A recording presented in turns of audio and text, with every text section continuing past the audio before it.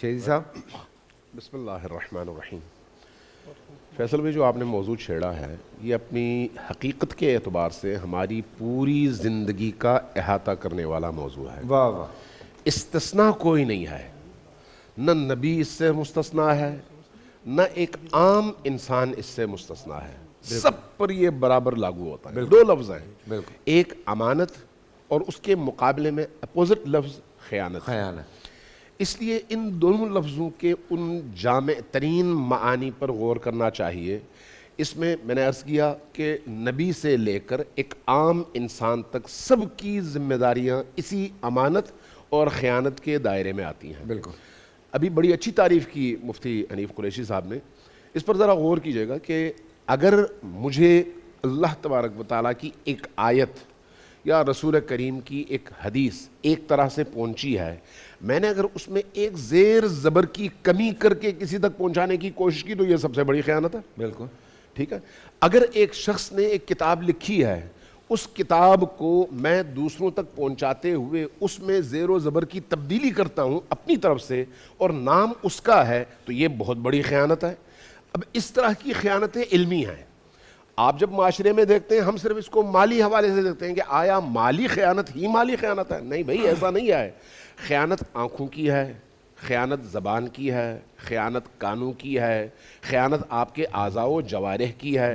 اگر آپ کے گھر کے اندر کسی کی ناموس آتی ہے، آپ کننکھیوں سے اس کی طرف دیکھتے ہیں، تو یہ آپ کی آنکھ خیانت کر رہی ہے کسی کی ناموس میں. آپ نے یہاں پر خیانت کی ہے.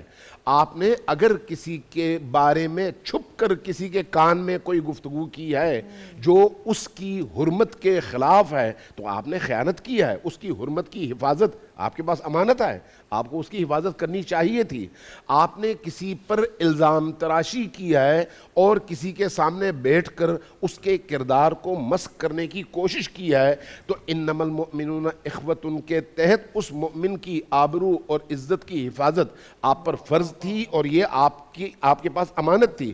آپ نے اس میں خیانت کی ہے.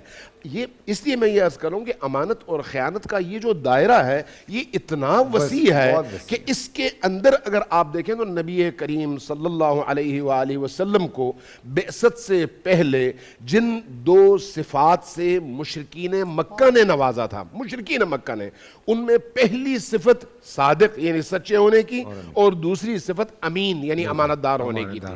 اب اگر انہی دو صفات کے اندر دیکھا جائے تو یہ دو صفات صرف اسلامی نہیں ہیں، یہ انسانی ہیں. بعض اوقات ہم جب بات کرتے ہیں کہتے ہیں بھئی اسلام نے یہ کہا. بھئی اسلام ٹھیک ہے، بہت سارے لوگ ایسے ہیں جنہوں نے اسلام قبول نہیں کیا، لیکن کیا صداقت ان کی فطرت کی آواز نہیں ہے؟ کیا امانت ان کی فطرت کی آواز نہیں ہے؟ اس وقت منہی سے انسان اگر آپ دیکھیں، انسان جب پیدا ہوتا ہے نا تو کل مولود یولد علی الفطرہ، ہر انسان جب بچہ پیدا ہوتا ہے تو اپنی فطرت پر پیدا ہوتا ہے. فطرت اس کی فطرت اللہ التی فطر الناس علیہا ہے، فطرت اس کی پاکیزہ ہے، فطرت اس کی خدائی ہے، فطرت اس کی قرآنی ہے، فطرت اس کی الہی ہے. اس الہی فطرت کو ماں باپ تبدیل کرتے ہیں، گھر کا ماحول تبدیل کرتا ہے، دوست احباب تبدیل کرتے ہیں، اور اس کی تعلیمی اس کا نظام تبدیل کرتا ہے. اگر کوئی شخص فطرت پر پیدا ہونے کے بعد فطرت ہی پر قائم رہے تو وہ کبھی بھی اللہ کے دین کے حدود سے تجاوز نہیں کرتا. بے شک. اس لیے جب ہم دین کی بات کرتے ہیں تو دین کو ہم کہتے ہیں فطرت کی آواز ہے. لہٰذا اس امانت اور خیانت کا تعلق صرف اسلام سے نہیں ہے، کسی فرقے سے نہیں ہے. منہی سے انسان مجھ پر ایک انسان کی حرمت کی حفاظت میرے ذمہ ہے. اب چاہے وہ ہندو ہی کیوں نہ ہو، وہ مسیحی ہی کیوں نہ ہو، وہ یہودی ہی کیوں نہ ہو، مسلمان تو بڑے دور کی بات ہے. جبکہ قرآن کریم نے ایمان لانے کے بعد جو فرائض ایک مسلمان کے کندھے پر رکھے ہوئے ہیں وہ فرائض دوسروں کی نسبت اور زیادہ کڑے اور زیادہ سخت ہیں. لہٰذا ہمیں اپنے ارد گرد کے ماحول میں بہو بیٹیوں کے درمیان، ساس سسر کے درمیان، دوستوں کے درمیان، رشتہ داروں کے درمیان، کاروباری پارٹنرز کے درمیان، ایک ہی چھت کے نیچے ساتھ میں کام کرنے والے لوگوں کے درمیان ان چیزوں کا خیال رکھنے کا حکم بھی دینا چاہیے اور اس کی ترویج بھی کرنی چاہیے. ایک نقطے کی طرف مفتی صاحب نے بڑا خوبصورت اشارہ کیا.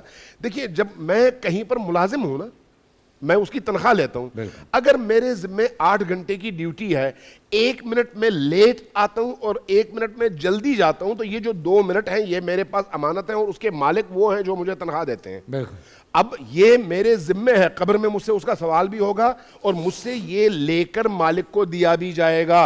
लिहाजा चाहे कारोबार हो, चाहे आपका कोई और मामला हो, जो कुछ दूसरों से मुताल्लिक है, वो आपके जिम्मे अमानत है।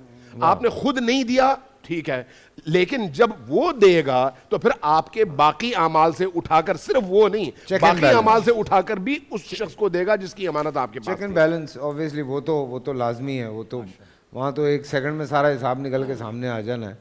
और इसीलिए बहुत छोटी छोटी चीज़ों में कहते हैं ख्याल रखना चाहिए। हम फिज़िकली भी जो है वो कभी कभी अपने साथ ज़्यादती करते हैं, और बहुत लोग हैं जो ख़ुदकुशी करते हैं और इस तरह की चीज़ों में मुलव्वस होते हैं, तो वो भी खयानत के ही मेरे ख्याल से ज़मरे में आ जाता है, बिकॉज अल्लाह ताला की एक अमानत है। बोल एंटरटेनमेंट के शोज देखने के लिए हमारे चैनल को सब्सक्राइब करें और बेल आइकन पर क्लिक करना ना भूलें।